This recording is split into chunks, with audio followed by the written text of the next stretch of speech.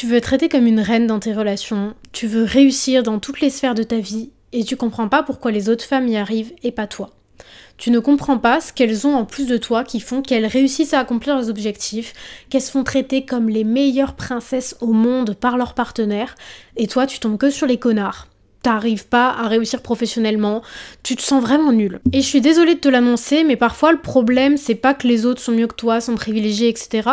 Le problème, c'est toi. Femme de valeur. Je déteste ce terme, mais j'ai pas du tout trouvé d'autres mots pour dire ce que je voulais dire. Je n'ai pas trouvé d'autres termes pour décrire cette femme qui a un grand respect pour elle-même, qui se traite comme elle le mérite, qui a conscience de sa valeur. Ce n'est pas qu'elle a plus de valeur que les autres femmes, mais c'est qu'elle se traite à la hauteur de sa valeur. Celle qui réussit ses ambitions, quelles qu'elles soient, et qui vit à la hauteur de son potentiel. Il n'y a pas de femme qui a de la valeur et de femme qui n'a pas de valeur. Les seules femmes qu'il y a, c'est celles qui vivent à la hauteur de leur potentiel et les autres. C'est apprendre à prendre confiance en soi en tant que femme, apprendre à trouver sa place dans un monde d'hommes. Femme de valeur, pour moi, ça signifie vraiment accepter et se traiter uniquement comme on le mérite. Dans cette vidéo, je vais te donner des petits conseils pour apprendre à te respecter en tant que femme, dans le cadre de la vie en général et dans le cadre des relations amoureuses aussi, parce qu'il y a souvent beaucoup de problèmes dans cette sphère-là. Et tout simplement pour obtenir la vie que tu veux avoir. Donc te respecter, respecter ton temps, respecter ton corps, respecter tes objectifs et respecter ta vie. Cette vidéo est dans le cadre de mon mois de septembre sur le féminin, dans le cadre de la sortie de mon nouveau programme Sororité. C'est le nouveau carnet d'auto-coaching, de développement personnel que j'ai créé récemment. Je vous en dis un petit peu plus à la fin de la vidéo. Il est disponible en précommande jusqu'au 30 septembre. Pourquoi c'est important de se comporter comme une femme de valeur? Pourquoi est-ce que la vie peut pas juste être simple? Si on a envie de rien faire, on ne fait rien. Un être humain, vois-le comme une marque. La réputation d'une marque, c'est un actif stratégique pour une entreprise aussi bien que pour un humain. Donc, le crédit que l'on porte à ta personne, le crédit que tu t'accordes à toi-même, ça va te permettre d'attirer des candidats de valeur, d'aborder plus facilement tes prospects et de fidéliser tes clients.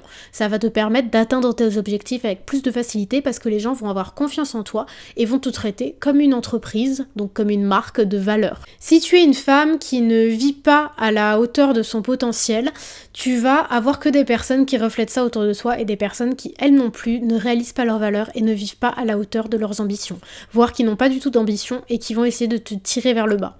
Tu vas donc être entouré d'hommes toxiques qui vont vraiment pouvoir ruiner ta vie et aussi d'amitiés hypocrites qui vont démolir ta vie. C'est pour ça que se traiter en femme de valeur, c'est quelque chose d'important. C'est pas pour se sentir supérieur aux autres, c'est pour se respecter et pour avoir la vie qu'on estime méritée. Pense à la femme de valeur comme à une reine. Comment est-ce qu'une reine se comporte avec elle-même et avec les autres? Est-ce qu'elle est bienveillante ou est-ce qu'elle est tout le temps en train de gossip? Est-ce qu'elle se réveille à 11h, traîne au lit, dans un espace qui est pas rangé, avec un pyjama qui est troué? Ou est-ce qu'elle a une morning routine très spécifique qui lui permet d'atteindre ses objectifs et de se sentir respectée et aimée par elle-même? Est-ce qu'elle ne sort pas à prêter? Est-ce qu'elle ne respecte pas son hygiène? Est-ce qu'elle est tout le temps en train de se plaindre du dernier mec qui l'a ghosté? Ou est-ce qu'elle juste s'éloigne des relations qui ne lui conviennent pas? Est-ce qu'elle ne se cultive pas, ne lit pas, sort en soirée, s'alcooliser jusqu'à 5h du matin? Ou est-ce qu'elle est plutôt en train de travailler sur ses objectifs de vie? Être une femme de valeur, c'est créer la vie que tu vas avoir maintenant, au lieu de tout le temps chercher des excuses, de dire que oui, tu n'es pas privilégiée, donc tu ne peux pas avoir ça, oui, tu es défavorisée sur ça, donc tu ne peux pas avoir ça. C'est trouver des moyens d'accomplir ce que tu veux faire au lieu de te complaire dans ta misère. Une femme de valeur, entre guillemets, je déteste ce terme mais vous comprenez ce que je veux dire, une femme de valeur ne va pas perdre son temps avec des expériences misérables qui la font se sentir misérable et des pensées qui la traînent vers le bas. Elle va travailler sur ses croyances limitantes et sur ses mauvaises pensées à l'égard d'elle-même pour pouvoir se permettre d'avancer au lieu d'être sa plus grande ennemie. Ça va donc passer par, en premier lieu, je trouve que c'est vraiment la chose la plus importante parce que tu es réellement la somme des personnes qui t'entourent. C'est couper les personnes toxiques, que ça soit les amitiés, les amours, parce que tu es capable d'être seule. C'est apprendre à être seule au lieu de tout le temps dépendre de l'aspect social, quitte à être avec des personnes qui te correspondent pas du tout, voire qui sabotent ta vie. Tu ne vas laisser personne réduire ta qualité de vie ou te détourner de tes objectifs. Autre chose qui pour moi est très important pour être une femme qui connaît sa valeur, c'est ne pas chasser mais attirer. I don't chase, I attract. Savoir ce que tu vaux. Tu sais ce que tu vaux, tu sais que tu es une femme de valeur parce que tu es une femme. Donc tu vas laisser certaines choses arriver à toi. Ça ne veut pas dire que tu ne vas pas prendre d'action, mais ça veut dire qu'une fois que tu as pris les actions nécessaires pour aller vers cet objectif, tu as confiance. Tu ne laisses pas la peur te retenir en arrière. Tu prends les actions mais tu ne t'accroches pas aux résultats possibles. Tu sais que dans tous les cas, tu auras des meilleures choses qui arrivent pour toi. Avec les hommes, c'est très important d'appliquer le I don't chase, I attract. Tu ne vas pas courir après un homme, essayer de prouver ta valeur. Tu as une valeur énorme dans ce marché des relations. Tu es le prix. Tu n'as pas besoin de courir après un homme, c'est lui qui doit courir après toi. Sois vraiment détaché émotionnellement, je n'insiste jamais assez dessus. Vraiment, sur toutes les vidéos dans cette série, j'insiste sur le fait que être détaché émotionnellement, c'est la clé de l'indépendance. Pour moi, c'est vraiment l'essence de l'énergie féminine, l'indépendance émotionnelle. C'est ce qui va te permettre de te respecter et d'éviter des relations qui vont vraiment te pourrir la vie. Ne donne pas de réponse émotionnelle exagérée, donc n'envoie pas des grands paragraphes, déjà ils s'en foutent, je te jure, les hommes s'en foutent de ton grand paragraphe, la plupart du temps ils ne le lisent pas en entier, et tout ce qu'ils vont en tirer c'est un boost d'ego, parce qu'ils se disent putain je suis quelqu'un pour qu'elle m'envoie des grands pavés, il y a une fille super belle, super intelligente, etc. et je lui ai fait du mal, elle m'envoie des pavés, ça lui donne un ego boost, il se sent ultra important, ne lui donne pas cette importance-là. Comporte-toi de manière digne et vraiment c'est que ces personnes sont remplaçables. Les personnes sont remplaçables, les hommes sont remplaçables. Tu n'as pas une seule option dans ta vie. Tu es une femme, tu peux avoir absolument qui tu veux. Le problème, c'est que je vois beaucoup de femmes avoir cette théorie du princess treatment, dire qu'elles veulent ça, elles veulent ça, elles veulent ça, elles veulent ça avant une relation, et dès qu'elles rencontrent un mec qui leur plaît un minimum, tous leurs principes volent en éclats, elles acceptent n'importe quoi, elles vont vraiment ne plus avoir d'attente, ne plus avoir de critères et accepter n'importe quoi parce qu'elles ont l'impression qu'il y aura personne d'autre qui va aller après. C'est ridicule de jouer à la princesse et après tu retournes voir ton mec qui te respecte pas. Vraiment, augmente tes standards un peu. Autre chose que tu vas faire pour être une femme qui connaît sa valeur et qui se comporte en femme de valeur, ça va être de prendre soin de toi. Prendre soin de ton corps, faire de ta santé une priorité, être responsable financièrement au lieu de faire du shopping n'importe comment, de pas épargner, de pas investir, de vraiment jeter l'argent par les fenêtres et d'essayer de dépenser pour prouver ta valeur. Tes objectifs doivent passer avant tout. Tu vas faire passer tes objectifs avant les autres personnes, avant la peur de missing out, le fear of missing out. Si tu ne te fais pas passer en priorité, est-ce que tu crois vraiment que les autres vont faire de toi une priorité? Si tu ne te respectes pas, que tu ne prends pas soin de toi, pourquoi est-ce que les autres le feraient pour toi? Ils voient que tu te respectes pas, et si tu te respectes pas, c'est sans doute que tu ne le mérites pas pour eux. Tu apprends aux autres à t'aimer, donc traite-toi comme tu le mérites. Notamment voir dans Sororité toute une partie sur apprendre à s'aimer, apprendre à s'occuper, apprendre à être bien seul, avoir des objectifs et les faire passer en priorité. Il faut donc que tu aies confiance en toi. Tu sais qui tu es. Et je sais que dans cette société, c'est tellement mal vu d'être une femme qui a confiance en elle et qui... On ne dit jamais à une femme d'être humble, et pourtant à chaque fois que je parle de mes réussites sur les réseaux sociaux, c'est la chose qui revient tout le temps, sois humble, arrête de tout parler, le mauvais œil, nanana. Jamais de la vie, quand un homme parle de sa réussite financière, de ses réussites sentimentales, jamais on lui dit de se taire, d'être humble, etc., qui donne des attentes irréalistes aux autres hommes. Par contre, dès que tu es une femme, tu n'as plus le droit de parler, tu n'as plus le droit de montrer ta réussite. Vraiment, à en entendre certains, je devrais fermer ma gueule et ne pas montrer d'exemples de réussite féminine parce que je donnerais des attentes irréalistes aux femmes dans leurs relations, dans leur vie professionnelle, etc. Vraiment, stop. Ce que tu vas faire pour montrer cette confiance en soi, parce que comme on le dit souvent, la confiance en soi c'est surtout de l'incarnation. C'est bien beau de dire que t'as confiance en toi, mais si de l'extérieur on ne voit rien, les gens ne voient pas ton changement, les gens ne voient pas qui tu es. L'important c'est d'incarner à l'extérieur ce que tu es à l'intérieur. Tu vas donc ne pas être complètement comme ça et longer les murs quand tu rentres dans une pièce. Tu vas prendre soin de ton apparence et ne pas avoir peur d'être remarqué. Tu vas avoir une présence et ne pas avoir peur de porter ta voix, de dire ce que tu penses. Tu vas arrêter de t'expliquer en permanence et de te justifier tout le temps. Vraiment, par exemple, l'exemple que j'adore pour montrer ça, c'est au lieu de faire des grandes justifications quand tu es en retard, juste dire « Je suis désolée pour mon retard, merci de m'avoir attendu ». Pas besoin de rentrer dans des justifications rocambolesques. Tu vas marcher droit. Tu vas pas avoir peur dans la rue, tu vas te tenir droite. Tu vas parler avec confiance, tu ne vas pas avoir peur d'aller à des événements seul. Si tu as envie d'aller au restaurant, tu vas aller au restaurant seul. Tu n'as pas besoin d'attendre que les autres valident les choses que tu veux faire et de les faire avec toi pour pouvoir les faire. Tu n'as pas peur de prendre des actions inspirées et audacieuses pour faire tes objectifs, quitte à être jugé. Tu ne fais pas passer ce que les autres pensent, ce que les inconnus pensent en priorité. Ce qui est prioritaire, c'est tes objectifs et ton bien-être. Tu as un potentiel incroyable, donc comporte-toi à la hauteur de ce potentiel. Une femme qui connaît sa valeur comprend la valeur des femmes dans un système capitaliste et comprend que ce système capitaliste s'applique également aux relations. On a tout un chapitre là-dessus dans mon nouveau carnet sororité où je vous explique en profondeur la valeur capitalistique des femmes. Parce que les femmes sont belles et parce que les femmes ne sont pas simples à avoir et sont beaucoup plus inaccessibles que les hommes, nous sommes devenus une sorte de monnaie dans un système capitaliste. Nous sommes devenus objectifiés comme monnaie et du coup nous apportons de la valeur à tout homme qui est à nos côtés. Que ce soit un frère, un père, un partenaire, ou même un ami, tout homme qui est à tes côtés bénéficie de ta présence sans que tu n'aies rien à faire. Quelques exemples, mais ça on rentre en profondeur dedans dans différentes vidéos sur ma chaîne YouTube ainsi que dans le programme sororité. Tu apportes du statut social en plus de par exemple créer une famille si tu veux faire des enfants, ça c'est vraiment une chose. Mais je ne comprends pas les femmes qui n'ont pas d'attente alors qu'elles veulent des enfants. Genre tu mets ta vie en danger, tu lui crées une famille, tu lui crées une descendance. Il y a des inégalités dans le travail domestique, dans la charge mentale, tu apportes de la proximité physique et sexuelle qui est très demandée par les hommes, tu apportes de l'intimité émotionnelle et de la confiance que les hommes n'ont pas entre eux. Ils sont jaloux de nos amitiés entre nous parce qu'entre femmes, on a des relations qui sont vraiment profondes, qui sont vraiment sincères. On peut vraiment tout se dire et on se soutient réellement, on est vraiment comme des sœurs les unes pour les autres quand on est dans notre énergie féminine saine et guérie, alors que les hommes entre eux, leurs amitiés sont vraiment très très superficielles. Ils parlent pas de grand chose, ils peuvent pas compter les uns sur les autres. Qui fait que les femmes leur apportent une relation unique et profonde qu'ils ne peuvent avoir qu'avec une femme. C'est pour ça que je suis contre les amitiés hommes-femmes, je pense qu'il faut gatekeep notre présence, gatekeep notre temps et le donner uniquement aux hommes qui le méritent réellement et qui nous montrent qu'ils sont capables de nous soutenir, de créer un foyer sain, de nous soutenir financièrement, de nous soutenir émotionnellement. Tu guéris, tu apaises, tu apportes du positif, tu rallonges son espérance de vie, alors que le fait simple d'être avec un homme est un danger pour ta vie.